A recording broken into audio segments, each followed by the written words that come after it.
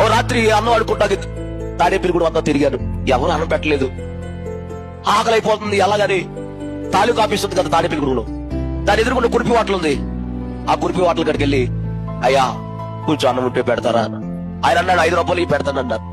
డబ్బులు లేవండి, నేను అడుక్కున్న వాడినండి, కొంచెం అన్నం పెట్టండి అయ్యా అన్నాను. డబ్బు కొద్ది పెట్టనన్నారు. ఏం చేయాలో తెలియక వారు తినే ఎంగులాకులు ఎక్కడైతే పడేస్తున్నారో అక్కడికి వెళ్ళి కూర్చుని వాడు పడేసిన ఎంగులాకులన్నీ మెతుకులు ఎరుగు తిన్నాను. కానీ కడుపు నిండలేదండి.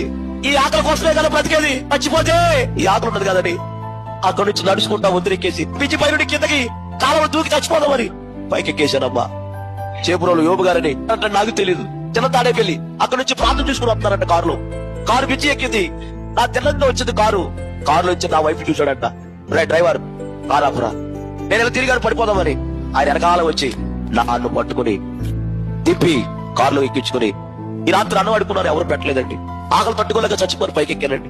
నాకెవరు లేరండి అన్న. అప్పుడు ఆయన అన్నాడు, నీకెవరున్నా ఎవరు లేకపోయినా నీకేసే ఉన్నాడు రా అని నన్ను తీసుకెళ్లి నన్ను పెంచి బైబిల్ ట్రైనింగ్ ఇచ్చి ఒక సేవకుడుగా నన్ను తయారు చేశాడు ఆయన.